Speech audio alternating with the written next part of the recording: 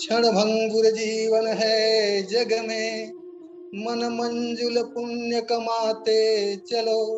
यह अवसर फिर से मिलेगा नहीं, परमार्थ का पंथ बनाते चलो। सत्संग करो पर पीर हरो, हरि को सुमिरो सुख पाते चलो। श्री राम सिया, श्री राम सिया, श्री राम सिया सिया गाते चलो। सियावर रामचंद्र की जय। श्री राम कथा संजीवनी, सुख उपजावन हार। कथा सुनहि जो प्रेम से, पावहि सो फल चार। सियावर रामचंद्र की जय। आज के इस कार्यक्रम में ऑनलाइन श्री राम कथा से जुड़े हुए मेरे सभी राम भक्तों को सादर प्रणाम। आदरणीय संचालक महोदय जो निरंतर मेहनत करके इस कार्यक्रम को संचालित कर रहे हैं, उन्हें भी मेरा सादर नमन। जो भी जुड़े हुए माता बहनें, चाहे वो प्रवक्ता हों या श्रोता, माता बहनों को भी मेरा सादर नमन।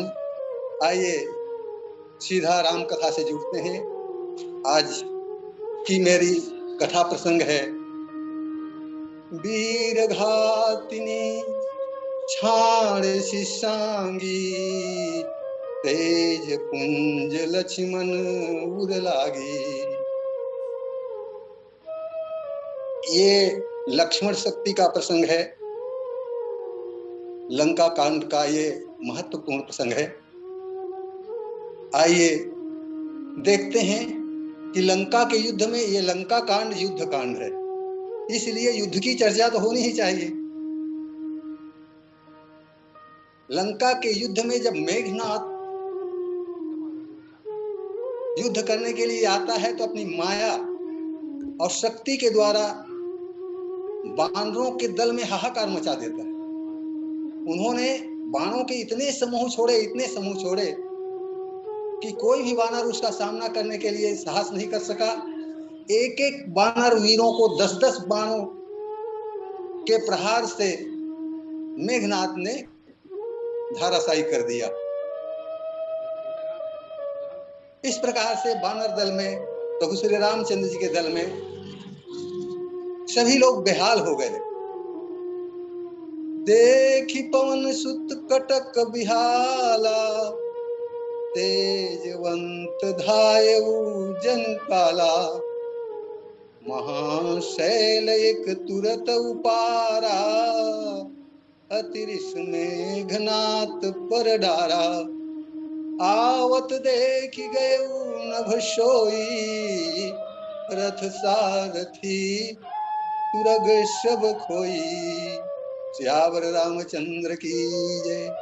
हनुमान जी महाराज इस प्रकार से अपने बानर दल को बेहाल देख करके मेघनाथ की ओर बहुत बड़े एक पर्वत को उखाड़ करके दौड़ा और मेघनाथ के ऊपर डाल दिया। मेघनाथ मायावी था, इसलिए वह आकाश में जाके लुप्त हो गया। लेकिन हनुमान जी के प्रहार से उनके रथ और सारथी सब चकनाचूर हो गए। इसके पश्चात मेघनाथ से युद्ध करने के लिए युद्ध स्थल में लक्ष्मण जी महाराज आते हैं। आय सुमांगी राम पह अंगदादि कपिशात, लक्ष्मण चले क्रुद्ध होई बाण सरासन मात, सियावर रामचंद्र की जय। लक्ष्मण जी महाराज यहाँ पर भगवान श्री रामचंद्र जी से आज्ञा तो लेते हैं, परंतु भगवान श्री रामचंद्र जी को प्रणाम करके नहीं जाते, और अन्य स्थलों में वो भगवान का प्रणाम करके जाते हैं, और इस प्रकार से क्रोध करके युद्ध स्थल में जाते हैं हनुमान जी महाराज, लक्ष्मण जी। और लक्ष्मण जी और मेघनाथ जी महाराज का भयंकर संग्राम होता है। इस संग्राम में मेघनाथ का पैर उखड़ने लगता है। मेघनाथ को लगता है कि बस लक्ष्मण जी अब मेरे प्राण हर लेंगे। तब उन्होंने अंतिम समय में प्रयोग की जाने वाली ब्रह्मा की द्वारा दी गई वीरघातनी शक्ति का लक्ष्मण जी पर प्रहार कर दिया, और उस वीरघातनी शक्ति से लक्ष्मण जी मूर्छित हो गए।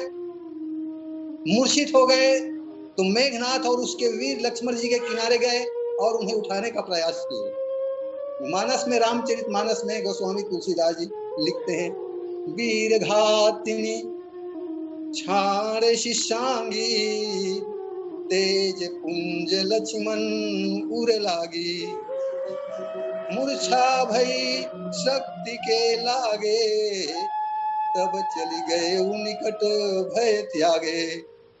मेघनाथ समकोटि शत जोधा रहे उठाए, जगदाधार शेष किनी उठे चले खिसियाए, सियावर रामचंद्र की जय। वीरघातनी शक्ति के प्रहार से लक्ष्मण जी मूर्छित हो गए। मूर्छित होने के पश्चात मेघनाथ निर्भय होकर के लक्ष्मण जी के किनारे जाते हैं। मेघनाथ का विचार था कि लक्ष्मण जी को ले जाकर के लंका में किसी कक्ष में बंद कर दिया जाए, लक्ष्मण जी को, जिससे कि लक्ष्मण जी का कोई उपचार न हो पाए और लक्ष्मण जी यूं ही उनकी मृत्यु हो जाए। इसलिए मेघनाथ सम कोटिशत, यहाँ कोटिशत शब्द जो है बहुवाची है, संख्यावाची नहीं है। बहुत से राक्षस लोग, वीर योद्धा लोग लक्ष्मण जी को उठाने का प्रयास करते हैं, परंतु जगदाधार शेष किमी उठे चले खिसियाए। जगत के आधार को भला ये थोड़े से राक्षस लोग कैसे उठा सकते हैं? उनका उठाने का तरीका ही अलग था, गलत था, क्योंकि लक्ष्मण जी शेष नाग के अवतार हैं और शेष के सिर में इस पृथ्वी का भार है, इसलिए लक्ष्मण जी जगदाधार। अगर ये राक्षसगण, इसको इस प्रकार से समझ सकते हैं जैसे हम किसी के गोद में बैठे हैं और गोद में बैठे बैठे ही उस व्यक्ति को हम उठाना चाहेंगे, तो उसके गोद में बैठे बैठे उसी को हम नहीं उठा सकते। उसको उठाने के लिए हमें उसके गोद से उतरना पड़ेगा और उसे उठाने का प्रयास करना पड़ेगा, तब कहीं वो उठ जाए। ये राक्षसगण पृथ्वी में खड़े होकर के लक्ष्मण जी को उठाने का प्रयास करते हैं, जबकि पृथ्वी का संपूर्ण भार तो लक्ष्मण जी के ऊपर जगदाधार हैं। इसलिए इन राक्षसों से लक्ष्मण जी नहीं उठते। जगदाधार शेष किनी उठे चले खिसियाए। जब लक्ष्मण जी नहीं उठते तो ये राक्षसगण शर्मिंदा हो जाते हैं, लज्जित हो जाते हैं और वहां चले जाते हैं। संध्या का समय हो गया था, दोनों तरफ की सेना अपने अपने शिविर को लौटने लगी थी। दोनों सेनापति अपने अपनी सेना को संभाल करके अपने अपने शिविर में लौट आ रहे थे। शिविर में पहुंचने के पश्चात लक्ष्मण जी को न देख करके भगवान श्री रामचंद्र जी ने वानरों से लक्ष्मण जी के विषय में पूछा। व्यापक ब्रह्म अजित भुवनेश्वर, लक्ष्मण कहाँ बूझी करुणा कर। भगवान श्री रामचंद्र जी ने लक्ष्मण जी के विषय में पूछा कि लक्ष्मण कहाँ है। तब लगी लय आये हनुमाना, अनुज देखी कहु अति दुख माना। जिस लक्ष्मण जी को मेघनाथ सम कोटि सब जोधा रहे उठाए, ये नहीं उठा सके। राक्षस योद्धा बहुत संख्या में थे, बड़े बलवान थे, फिर भी उसको नहीं उठा सके। उस लक्ष्मण जी को अकेले हनुमान जी उठा करके ले आए और ला करके भगवान की गोद में डाल दिए। तो हनुमान जी ने कैसे उठा लिया? हनुमान जी के लिए ये बिल्कुल सरल था। हनुमान जी महाराज स्वयं शिव के अवतार हैं, शंकर जी के अवतार हैं, और शेष नाग तो उनके गले के हार है। तो भला हनुमान जी को लक्ष्मण जी को उठाने में क्या तकलीफ हो सकती थी, क्या असुविधा हो सकती है? इसलिए बड़ी सुविधा के साथ लक्ष्मण जी को हनुमान जी उठाकर भगवान की गोद में डाल देते हैं। हनुमान जी महाराज तो लक्ष्मण जी को क्या रोम रोम प्रति लागे कोटि कोटि ब्रह्मांड, ऐसे श्री राम चंद्र जी को, और जिसके सिर में ये जगत का भार है, ऐसे लक्ष्मण जी को, दोनों को एक साथ उठा करके सुग्रीव के पास ले जाते हैं। लिए दुऔ जन पीठ ही चढ़ाई। तो आज अकेले लक्ष्मण जी को उठाने में हनुमान जी को भला कौन सी असुविधा हो सकती थी? बड़े सुविधा के साथ हनुमान जी महाराज लक्ष्मण जी को उठाकर भगवान की गोद में ले जाकर के डाल देते हैं। हनुमान जी परम संत हैं और लक्ष्मण जी जीवाचार्य हैं। संत का कर्तव्य है जीव के कष्ट को दूर करके उसे भगवान तक के का प्राप्त करा दे। आज हनुमान जी महाराज लक्ष्मण जी जीवाचार्य को कष्ट के हालत में उठा करके उसे भगवान के पास पहुंचा देते हैं। इसलिए हनुमान जी महाराज परम संत भी हैं, परम वैराग्यवान भी हैं। अब भगवान श्री रामचंद्र जी लक्ष्मण जी को इस हालत में देख करके बड़े दुखी होते हैं। अत्यंत दुख भगवान को होता है, क्योंकि लक्ष्मण जी भगवान श्री रामचंद्र जी के लिए सब कुछ हैं और श्री रामचंद्र जी लक्ष्मण जी के लिए सब कुछ हैं।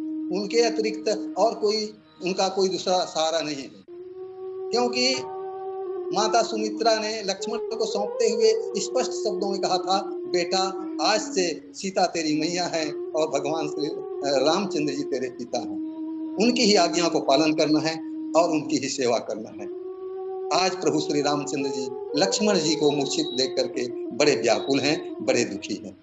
भगवान श्री रामचंद्र जी को दुखी देख करके जामवंत ने कहा, हे प्रभु, लंकापुरी में सुसेन नाम का वैद्य है, उसे किसी को लेने के लिए भेजें। जामवंत कह वैद्य सुसेना, लंका रही को पठई लेना। देखिए, लंका शत्रु की नगरी है, रात्रि का समय है, शत्रु की नगरी से शत्रु के पक्ष के वैद्य को लाना है, यह एक चुनौतीपूर्ण कार्य है। हरि लघु रूप गए हनुमंता, आने तुरंत भवन समेत तुरंता। हनुमान जी महाराज संकट मोचन है, भगवान श्री रामचंद्र जी के संकट के समय में वही काम आते। चुनौती चाहे कितना भी कठिन काम ने क्यों न हो, हनुमान जी महाराज ही करते हैं। आज हनुमान जी छोटा सा रूप धारण करके लंका में प्रवेश करते हैं। लंका में प्रवेश करते समय पहले जो लंकिनी थी प्रवेश द्वार पर, वो आज नहीं है। लंका पुरी में प्रवेश करके हनुमान जी महाराज, रात्रि का समय है, सीधा सुसेन वैद्य के घर के पास पहुंच जाते हैं। घर के सामने जाते हैं, वो सुसेन वैद्य तो सोया हुआ है। और हनुमान जी महाराज लंकापुरी में प्रत्येक कार्य को, जब पहले यात्रा थी तो भी और आज भी जा रहे हैं तो भी, बड़े सोच विचार के काम करते हैं। हनुमान जी महाराज ने सोचा, यदि सोए हुए सुसेन वैद्य को उठाऊंगा तो हो सकता है शत्रु पक्ष का है और जाने में आनाकानी कर सकता है। मैं कैसे जाऊंगा भाई, मेरे स्वामी की आज्ञा के बिना आनाकानी कर सकता है। इसलिए हनुमान जी ने निर्णय किया, नहीं नहीं, इसको उठाऊंगा नहीं, इसको शयन अवस्था में ही मैं प्रभु के पास ले जाऊंगा, पलंग को उठा करके ले जाऊंगा। फिर सोचा पलंग को ले जा करके उठाऊं, पलंग को उठा करके ले जाऊंगा, और वहां पहुंचने के बाद कहीं सुसेन वैद्य यह कह दे कि प्रभु औषधि तो मेरे घर में छूट गई, मैं कैसे इलाज करूं, कैसे उपचार करूं। तो हनुमान जी ने सोचा, मुझे फिर से लंका की यात्रा करनी पड़ जाएगी, इसलिए ऐसा सोच करके हनुमान जी ने आने भवन समेत तुरंता उसको घर के समेत उखाड़ लिया और भवन समेत उखाड़ करके भगवान श्री रामचंद्र जी के सामने ला करके सुषेण वैद्य को खड़ा कर दिया। सुषेण वैद्य भगवान श्री रामचंद्र जी को उठ करके आकर के प्रणाम करता है। प्रणाम करने के पश्चात वो भगवान श्री रामचंद्र जी प्रणाम तो करते हैं मगर उपकार नहीं करते। वो भगवान श्री रामचंद्र जी की धैर्य की परीक्षा ले रहे हैं। भगवान राम से कहते हैं कि हे प्रभु, मैं रावण की आज्ञा के बिना लक्ष्मण का उपचार नहीं कर सकता, क्योंकि वह मेरा स्वामी है। यदि मुझे लक्ष्मण का उपचार के लिए आप विवश करेंगे तो मैं गलत औषधि भी तो दे सकता हूँ। आप लोगों ने मेरा विश्वास कैसे कर लिया? ये बातें सुन करके बानर भालू लोग क्रोधित हो जाते हैं, परंतु भगवान श्री रामचंद्र जी क्रोधित नहीं होते, सभी बानर भालू को शांत करते हैं और सुषेण वैद्य से कहते हैं कि हे वैद्यराज, यदि आप रावण की अनुमति के बिना लक्ष्मण का उपचार नहीं करते तो ठीक है, हम तुम्हें अधर्म करने के लिए कभी नहीं कहेंगे, परंतु आप चिकित्सक हैं, एक वैद्य हैं, एक वैद्य का भी धर्म होता है। आप सोच लीजिए और अपनी इच्छा अनुसार आगे की कार्यवाही कीजिए। भगवान रामचंद्र जी की सरलता, सहजता, विनम्रता को देख करके सुषेण वैद्य भावित हो जाता है, उनके आंखों में आंसू आ जाता है और फिर वो चिकित्सक धर्म का पालन करते हुए, वैद्य के एक धर्म का पालन करते हुए लक्ष्मण जी का उपचार प्रारंभ कर देते हैं। उन्होंने लक्ष्मण जी को देखा और औषधि बताई। औषधि बताई तो औषधि लंका के रणांगण से 60 लाख योजन दूर द्रोणगिरी पर्वत है, एक कृतिवास रामायण में बताया गया है। अब वहां से औषधि लाने में वर्षों लग जाएगा और लक्ष्मण जो मूर्छित है उसके लिए औषधि की आवश्यकता, रात भर में औषधि आ गई तब तो ठीक है, सवेरा होते ही, सूर्योदय होते ही लक्ष्मण का प्राणांत हो जाएगा। भगवान श्री रामचंद्र जी बड़े दुखी हैं, बड़े व्याकुल हैं, उनकी आंखों से आंसू बह रहा है। तब हनुमान जी धीरज बंधाते हुए भगवान से कहते हैं, प्रभु आप इतना अधीर मत होइए, आप आज्ञा तो मुझे दे दीजिए। और हनुमान जी गीतावली में भगवान श्री रामचंद्र जी से कहते हैं, जो हूं अब अनुशासन पाऊं तो चंद्रमहि निचोरी चेली जाऊं आनी सुधा सिर नाऊं। हे प्रभु, कहते हैं कि चंद्रमा में अमृत है, यदि आप आज्ञा दो तो मैं चंद्रमा को पकड़कर कपड़े जैसे निचोड़ करके उसके अमृत को ले आऊं और लक्ष्मण जी के मुंह में डाल दूं। आप अधीर मत होइए। के पाताल दलों ब्यालावली अमृत कुंड महिलाओं। ये भी कहा जाता है कि पाताल में नागों के संरक्षण में अमृत कलश है, यदि आपकी आज्ञा हो तो वो कलश मैं ले आऊं और तत्काल लक्ष्मण के मुंह में उंडेल करके लक्ष्मण को जीवित कर दूं।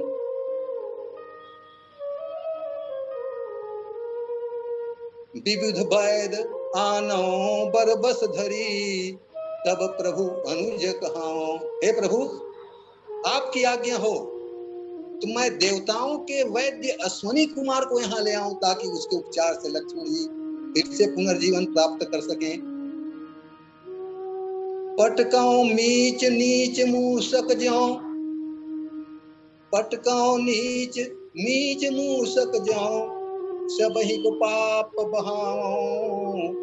और यदि आप कहें प्रभु तो मृत्यु को ही पकड़ के चूहे के समान पटक कर मार, जिससे कि सारे लोगों का पाप नष्ट हो जाए और किसी को मरने का ही डर न रहे। दीजय सोई आयसु तुलसी प्रभु जो तेरे मन भावै। हे प्रभु, ये सब उपाय है, अब आज्ञा दीजिए, जो काम करने के लिए कहेंगे मैं करूंगा और लक्ष्मण जी जीवित हो जाएंगे। इतने पर भी अगर लक्ष्मण जी जीवित नहीं होते हैं तो मैं अपने प्राणों को लक्ष्मण जी के शरीर में फूंक दूंगा और लक्ष्मण जी जीवित हो जाएंगे प्रभु, मगर आप धैर्य रखिए। इस प्रकार से हनुमान जी ने भगवान श्री रामचंद्र जी को धैर्य बंधाया। भगवान राम सोचते हैं कि हनुमान जी ने जितनी बातें कही हैं वो सब करने में वो समर्थ हैं, सब काम को कर सकते हैं, परंतु इस काम को करने में असमय ही प्रलय का सा दृश्य उत्पन्न हो जाएगा। बहुत लोग मरेंगे, कटेंगे, उथल पुथल होगा। अभी तो केवल द्रोणगिरी से संजीवनी बूटी को हिलाना है, ऐसा भगवान श्री रामचंद्र जी ने निर्णय किया। संकट मोचन हनुमान फिर से सामने आते हैं औषधि लाने के लिए, और रामचरण सरसिजउर राखी, रामचरण सरसिजउर राखी, चला प्रभंजन सुत बल भाखी। इस बार हनुमान जी महाराज रामचंद्र जी के चरण कमल को अपने हृदय में धारण करते हैं और अपने बल का बखान करके औषधि लेने के लिए प्रस्थान करते हैं। अपने बल का बखान करने का मतलब है, प्रभु ये अभी औषधि लाता हूं, ऐसा कह करके हनुमान जी संजीवनी बूटी लेने के लिए द्रोणगिरी के लिए प्रस्थान कर जाते हैं। इधर हनुमान जी प्रस्थान किए, वहां दूत एक मरम जनावा, और रावण काल नेमि गृह आवा। रावण के गुप्तचर व्यवस्था की, रावण के गुप्तचर व्यवस्था की ये सशक्त व्यवस्था देखिए। वहां एक दूत ने जाकर इस बात को रावण को बता दिया कि शक्ति बाण से मूर्छित लक्ष्मण के लिए औषधि लेने के लिए हनुमान जी द्रोणगिरी पर्वत के लिए प्रस्थान कर गए हैं। रावण तत्काल कालनेमी के पास आता है। कालनेमी कौन है? विकराल कालनेमी, जिस कालनेमी के 4 मुख हैं, 8 हाथ हैं, 8 नेत्र हैं, ऐसे कालनेमी के पास रावण आते हैं।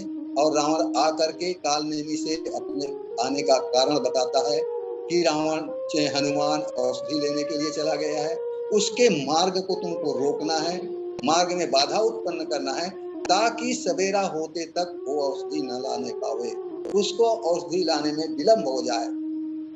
ये बात कालनेमी को रावण समझाता है। कालनेमी रावण की बातों को सुन करके चिंतित हो जाता है, बड़े दुखी हो जाता है, और रावण से कहता है कि हे स्वामी, देखत तुम्हें नगर जहि जारा, तासु पंथ को रोक निहारा। हे प्रभु, आप तो लंकापुरी में स्वयं थे और आपके देखते देखते हनुमान ने लंकापुरी को जला दिया, परंतु लंकापुरी के किसी में इतना साहस नहीं हुआ कि हनुमान जी को रोक सके। तासु पंथ को रोक निहारा, उसके रास्ते को मैं कैसे रोकूंगा?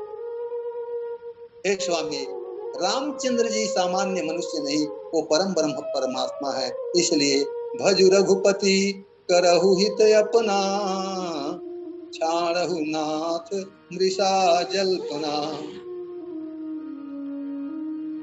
आप भगवान श्री रामचंद्र जी का भजन करके अपना कल्याण कर लीजिए और व्यर्थ का बकवास मत कीजिए। इस प्रकार से कालनेमी ने रावण से कहा और आगे कहा, काल ब्याल कर भक्षक जोई, सपने हूँ समर की जीती सोई। जो काल रूपी सर्प को भी भक्षण करने की सामर्थ्य जिसमें है, उससे आप बैर ठान के उससे आप कभी जीत हासिल नहीं कर सकते। इसलिए हे नाथ, उसका भजन कीजिए। कालनेमी की बातों को सुनकर के रावण क्रोधित हो गया। सुनि दस कंठ रिसान अति, रावण अत्यंत क्रोधित हो गया। कहा कि बड़ी चतुराई करता है,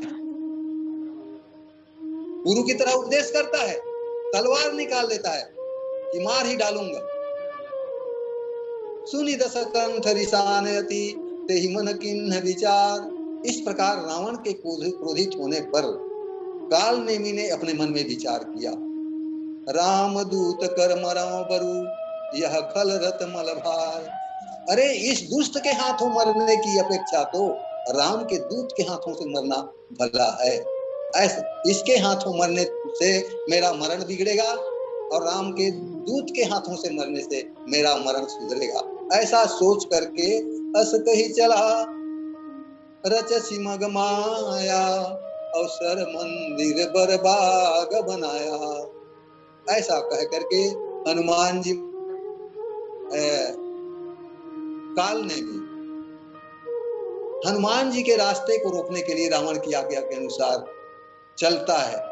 कालनेमी की गति देखिए, हनुमान जी कालनेमी से पहले चल दिया है और एकदम पवन की गति से, तीव्र गति से हनुमान जी जा रहे हैं। उससे भी पहले कालनेमी द्रोणगिरी के पहले पहुंच गया और वहां ने उसने अपनी माया रच डाली। सर मंदिर बरबाग बनाया, सरोवर हो गया, मंदिर हो गया, बगीचा लग गया और उस आश्रम में स्वयं राक्षस कालनेमी मुनि बन के बैठ गया। मारुत सुत देखा शुभ आश्रम, मुनि पूजी जल पियो चाय श्रम। कालनेमी मुनि बन के बैठा हुआ है, सुंदर आश्रम बना हुआ है, सरोवर है, बगीचा है। ऐसे सुंदर आश्रम को देख करके हनुमान जी के मन में बात आई कि उनको तो प्यास लग गई थी, क्योंकि वो क्रुद्ध होके